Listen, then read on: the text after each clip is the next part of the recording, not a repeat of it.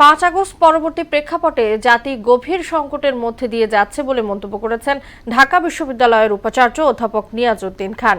সকালে ঢাকা বিশ্ববিদ্যালয় উদ্ভিদ বিজ্ঞান অ্যালামনাই অ্যাসোসিয়েশনের পুনর্মিলনীতে এমন মন্তব্য করেন তিনি। একই অনুষ্ঠানে ব্যাংকিং খাতের চোরদের কারণে অর্থনীতির বেহাল অবস্থা বলে মন্তব্য করেন সংগঠনের সভাপতি doctor Mohammad Athar Uddin.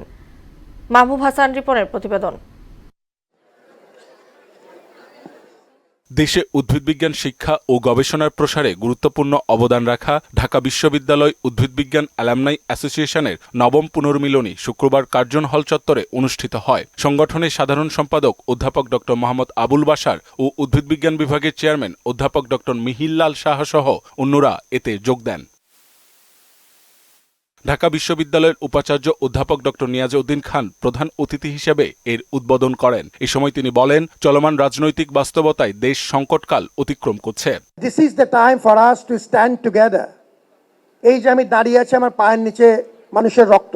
There is no going back, there is no second thought. আমাদের সামনে এগোতে হবে।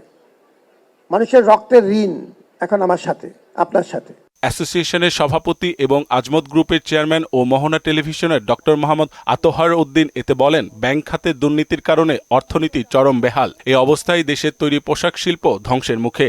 এই অ্যালামনাই অ্যাসোসিয়েশনের হাল ধরেছি, তখন যে অবস্থা আমার ছিল আজকে সেই অবস্থা আমি নাই। আমার সামনে একজন গার্মেন্টের লোক বসে আছে, উনি হয়তো বুঝতে পারবেন যে গার্মেন্টের এখন কি অবস্থা যাচ্ছে। আগের সরকার আমাদের ওয়ার্কারদেরকে 60% বেতন বাড়িয়ে দিয়ে গেছেন, 60%। তারপরে এখন আবার নতুন গভর্নমেন্ট এসে ওই 160%-এর উপরে 9% বাড়িয়ে দিয়েছেন। 24 লক্ষ টাকা দিতাম আমি গ্যাস বিল, এখন দেই 1 লক্ষ। কোথেকে দেবো তার কোনো হিসাব নাই। বেতনের সময় আমরা সবাই ঘাবড়ে যাই, বেতনটা কোথেকে দেবো। একটা বেতন দিলে আরেকটা বেতন চলে আসে। আমাদের যে কিচ্ছু নাই, আমি বিশ্বাস করেন 12টা ব্যাংকে কোনো টাকা নেই, 34টা ব্যাংকে কোনো ফাইন্যান্সিয়াল ইনস্টিটিউট কোনো টাকা নেই। এই সময় সংগঠনের উন্নয়নে প্রয়োজনীয় সহায়তা অব্যাহত রাখার কথাও জানান তিনি।